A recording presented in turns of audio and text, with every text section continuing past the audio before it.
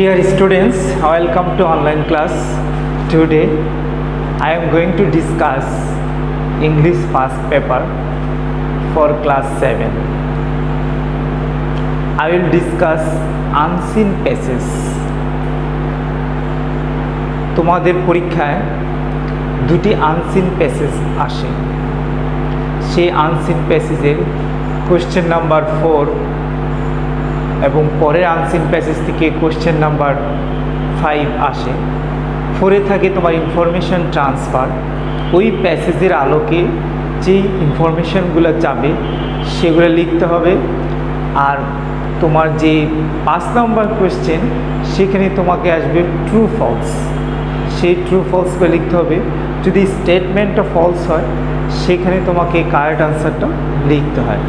এখন দেখো তোমাদের পরীক্ষায় যে আনসিন প্যাসেজ আসে সেই প্যাসেজ অনুসারে তোমাদেরকে আজকে একটা আমি আনসিন প্যাসেজ পড়াবো। সেই আনসিন প্যাসেজটা হলো কাজী নজরুল ইসলাম। যে তোমাদের এরকম বড় পার্সোনালিটি থেকে আসে, কোনো ইভেন্টস থেকে আসে, কোনো এরকম থেকে তোমাদের প্যাসেজগুলো এসে থাকে। তাহলে সেই কাজী নজরুল ইসলামের প্যাসেজটা দেখো। আমি প্রথমে তোমাদের এটাকে যে বেঙ্গলি মিনিং বা প্যাসেজের যে অর্থটা মিনিংটা আমি তোমাদেরকে আগে পড়ে দিচ্ছি, তারপরে তোমাদের কোশ্চেনগুলো কীভাবে সেভাবে সলভ করব। এখন দেখো, আওয়ার ন্যাশনাল পয়েট, আমাদের জাতীয় কবি কাজী নজরুল ইসলাম। কাজী নজরুল ইসলাম ওয়াজ বর্ন, জন্মগ্রহণ করেছিলেন অন দ্য 25 মে 1899। এখানে 1899 সালে 25শে মে তিনি জন্মগ্রহণ করেছিলেন।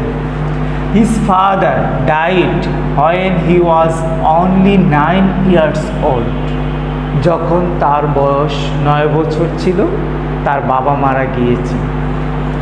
So he had to start a very struggling life. তাই তাকে সেই সংগ্রামী জীবন, খুবই সংগ্রামী জীবন তাকে শুরু করতে হয়েছিল। ফ্রম হিজ ভেরি চাইল্ডহুড, খুব শৈশব থেকেই, শিশুকাল থেকেই তার সংগ্রামী জীবন শুরু করতে হয়েছিল। কেন? তার বাবা মারা গিয়েছিল 9 বছর বয়সে। Nazrul completed his primary education in 1909। 1909 সালে তার প্রাথমিক শিক্ষা সমাপ্ত করেছিলেন। অ্যান্ড জয়েন এ লোকাল মক্তব as a teacher in the same ইয়ার। ওই বছরই তিনি তার এলাকায় একটা মক্তবে যোগদান করেছিলেন একজন শিক্ষক হিসেবে। Nazrul অ্যাগিন got himself admitted in a high school of Bardhaman in class 6। তারপর নজরুল সে বর্ধমান একটা হাই স্কুলে ক্লাস 6-এ ভর্তি হয়েছিলেন। 6ষ্ঠ শ্রেণীতে তিনি ভর্তি হয়েছিলেন। But he could not continue his studies for financial crisis.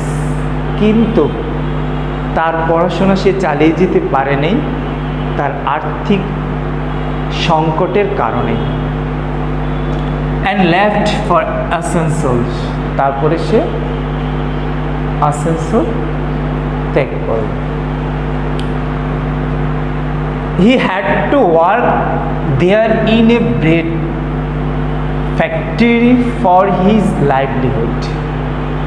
তারপর তাকে কাজ করতে হয়েছিল একটা রুটির কারখানা তার জীবিকা নির্বাহের জন্য। সে কি করেছিল? আসানসোল গিয়ে সে কি করেছিল? একটা রুটির কারখানাতে সে কি করেছিল? কাজ করেছিল তার জীবিকা নির্বাহের জন্য। In Asansol Nazrul came in contact with a police sub inspector Kazi রাফিজুল্লাহ।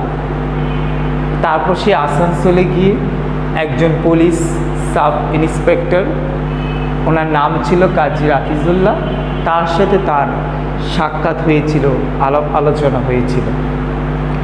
Nazrul requested him to make arrangement for his education. তারপর নজরুল সেই কাজী রাফিজুল্লাহ তাকে অনুরোধ করেছিল যে তার পড়াশোনার ব্যবস্থা করে দিতে।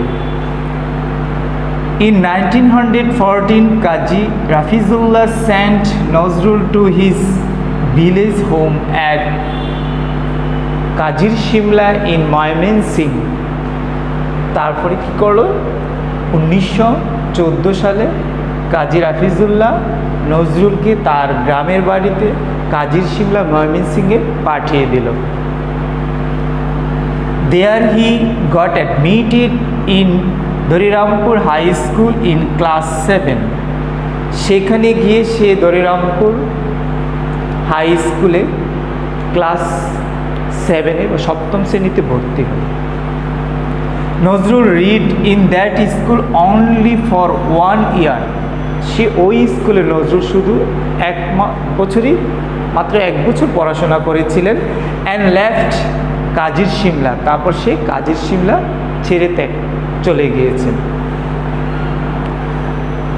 কাজির শিমলা সে আবার চলে গিয়েছে। On returning home, Nazrul got himself admitted in Sirarsol High School in class 8 in 1915।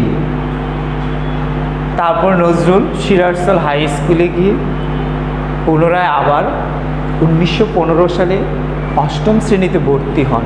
And continued his studies till 1917। 1917 সাল পর্যন্ত সেখানে তিনি পড়াশোনা চালিয়ে গিয়েছিলেন। While he was a student of class 10 in 1970, যখন তিনি 1917 সালে 10ম শ্রেণীর ছাত্র ছিলেন, he joined the army, putting an end of his formal education। তার যে পড়াশোনা ছিল সেটা রেখে তিনি যখন 10ম শ্রেণীতে পড়তেন 1917 সালে, তারপর তিনি সেখানে আর্মিতে যে যোগদান করেন। After the First World War, Nazrul came back to Kolkata in 1920। প্রথম বিশ্বযুদ্ধ শেষ হওয়ার পর নজরুল আবার কলকাতা ফিরে আসেন 1920 সালে। দেখো শিক্ষার্থীবৃন্দু, এখন এই প্যাসেজটাকে তোমাকে আমি এটার বাংলা মিনিংটা হয়েছে পড়ানো। তোমরা এই প্যাসেজ সম্বন্ধে তুমি ভালো বুঝেছো যে নজরুলের তার জীবনে এডুকেশন লাইফ সেটা সব কিছুই দেখেছো, তার কী কী স্ট্রাগল করতে হয়, কোথায় কোথায় ভর্তি হতে ছিল। এখন এই প্যাসেজের আলোকে তোমাদের কোশ্চেন যে কীভাবে ইনফরমেশন ট্রান্সফার কোশ্চেন নাম্বার 4 আসে এখন আমি তোমাদেরকে শিখাবো। দেখো dear learners, according to the passage I will discuss the question number 4। এইখানে দেখো তোমার আনসিন প্যাসেজ থেকে 4 নম্বর প্রশ্নটা কি আসবে, কমপ্লিট দ্য টেবিল ভ্যালু। এই যে একটা টেবিল নিচে দেওয়া আছে এটাকে তুমি কমপ্লিট করবা। রাইট নট মোর দেন 3 ওয়ার্ডস, 3টা ওয়ার্ডের বেশি লিখবা না। And or numbers for each answer, প্রত্যেক প্রশ্নের জন্য নাম্বার সংখ্যা বা ওয়ার্ড 3টার বেশি না। এইখানে দেখো, এইখানে আগে তুমি এই টেবিলের কি কি দেওয়া আছে, যেমন হু হোয়াট, কি বা কে, ইভেন অ্যাক্টিভিটি। ইভেন অ্যাক্টিভিটি তার কার্যকলাপ, সেখানে সাধারণত বার ওয়ার্ডগুলোই হয়।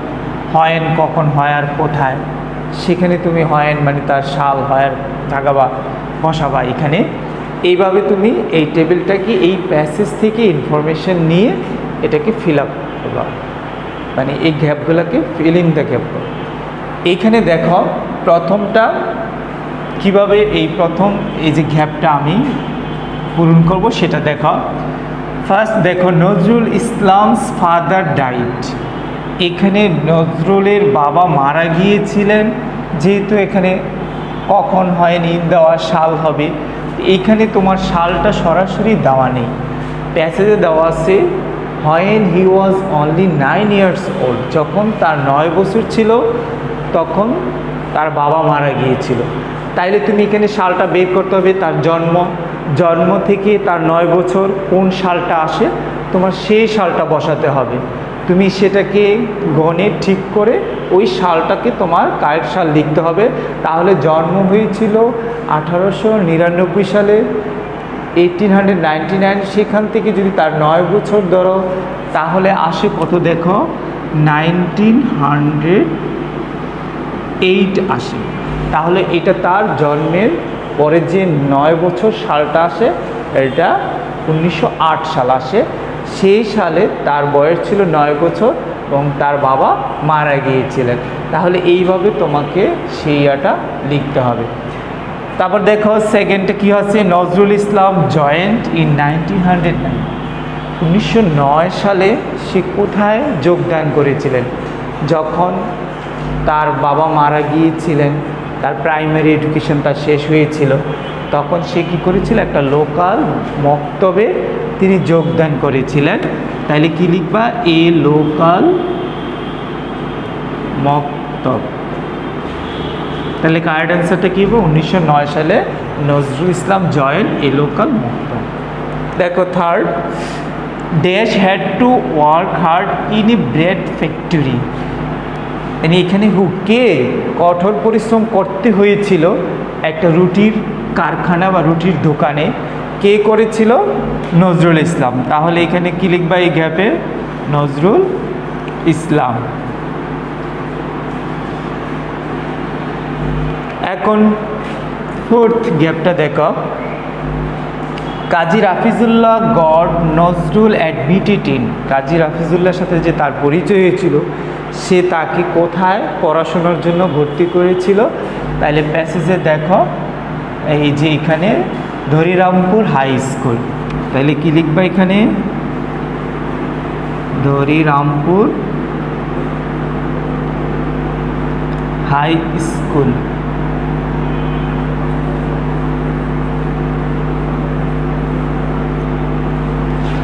এখানে ফিফথ মানে লাস্ট ইয়ারটা দেখো, Nazrul Islam return to Kolkata after. Kolkata সে কখন এসেছিল? After the first world war, প্রথম বিশ্বযুদ্ধের পর 1920 সালে সে কী করেছিল? কলকাতা ফিরে এসেছিল। তাহলে এখানে লেখা আছে আফটার দ্য, তাহলে কি লিখবো কারেক্ট অ্যান্সারটা? First world War. তাহলে দেখো এইভাবে প্যাসেজ থেকে ইনফরমেশনগুলো নিয়ে তুমি এই গ্যাপগুলোকে পূরণ করবা। এইভাবে তোমাকে এই আনসারটা করতে হবে। দেখো ডিয়ার স্টুডেন্টস, এই প্যাসেজের আলোকে কোশ্চেন নাম্বার 5 কোশ্চেনটা আগে দেখো, রিড দ্য প্যাসেজ। এই প্যাসেজটা পড়বা অ্যান্ড এবং write whether the statements are true or false. এইখানে কোন বর্ণনাটা সত্য অথবা মিথ্যা। গিভ কারেক্ট আনসার্স, তুমি দিবা সঠিক উত্তর ফর দ্য ফলস স্টেটমেন্টস। যেই বর্ণনাটা তোমার মিথ্যা সেটার তোমার কারেক্ট ইনফরমেশন বা কারেক্ট আনসারটা তোমাকে লিখতে হবে। তাহলে দেখো এই প্যাসেজটার আলোকে আমরা কোশ্চেনগুলো দেখি যে এই প্রশ্ন দেওয়া আছে ট্রু ফলসের। Kazir Simla is situated in West Bengal. তার অর্থ হলো কাজির সিমলা পশ্চিমবঙ্গে অবস্থিত না, কাজির সিমলা ছিল ময়মনসিংহ। তাহলে ময়মনসিংহটা কোথায়? বাংলাদেশ। তাহলে এটা স্টেটমেন্টটা হলো ফলস। তাহলে তুমি আনসারটা কিভাবে লিখবা? প্রথমে লিখবা ফলস, লেখার পরে এখানে লিখবা correct answer.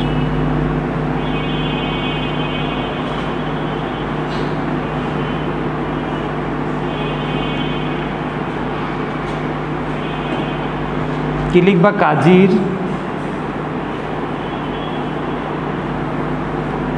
Shimla is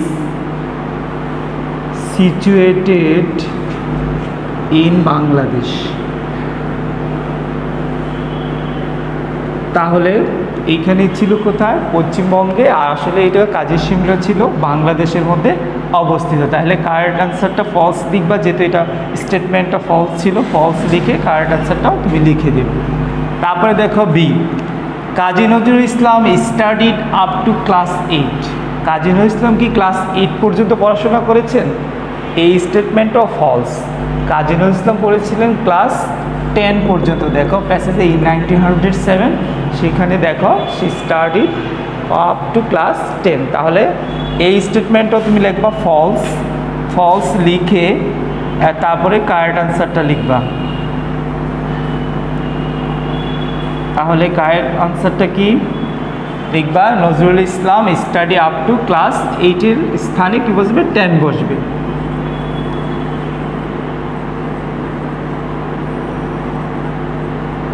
Kazi Nazrul Islam studied up to class 10। এখানে দেখো সি নাম্বারটা, after the second world war he came back to Kolkata. দ্বিতীয় বিশ্বযুদ্ধের পর সে কি কলকাতায় ফিরে এসেছিল? ফলস। এখানে লেখা আছে প্যাসেজে দেখো after the first world war, last লাইনটা দেখো প্যাসেজে। তাহলে প্রথম বিশ্বযুদ্ধের পর সে কলকাতায় ফিরে এসেছিল। তাহলে এই স্টেটমেন্টও ফলস। তাহলে কারেক্ট আনসার লিখো।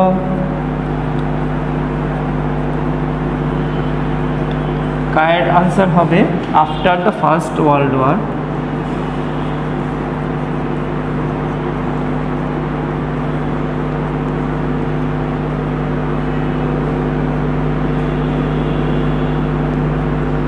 After the First World War, he came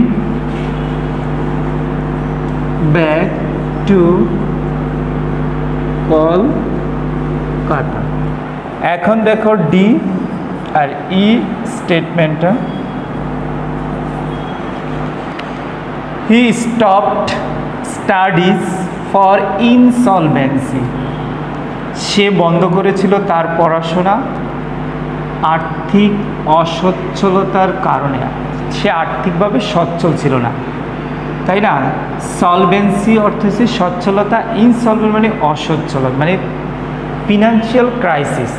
তাহলে এই স্টেটমেন্টটা এখানে ফিনান্সিয়াল ক্রাইসিস না লিখে ইনসলভেন্সি লিখছে, তাহলে ইনফরমেশনটা ট্রু। তাহলে আনসার কি লিখবা? ট্রু। এবারে দেখো ই নাম্বারটা, he returned from the war in 1920। 1920 সালে সে যুদ্ধ থেকে ফিরে এসেছিল। কেম ব্যাক অর্থ আর রিটার্ন অর্থ একই। এখানে রিটার্নটির সিনোনিম ওয়ার্ড কেম ব্যাক। ফিরে এসেছিল কত সালে? 1920। তাহলে এই স্টেটমেন্টও ট্রু। তাহলে কি হবে? এখানে আনসার লিখবা ট্রু। শিক্ষার্থীবৃন্দ, এইভাবে তোমরা আনসিন প্যাসেজের কোশ্চেন আনসারগুলো পরীক্ষার খাতায় ভালোভাবে লিখবা। Thank you very much for watching online class.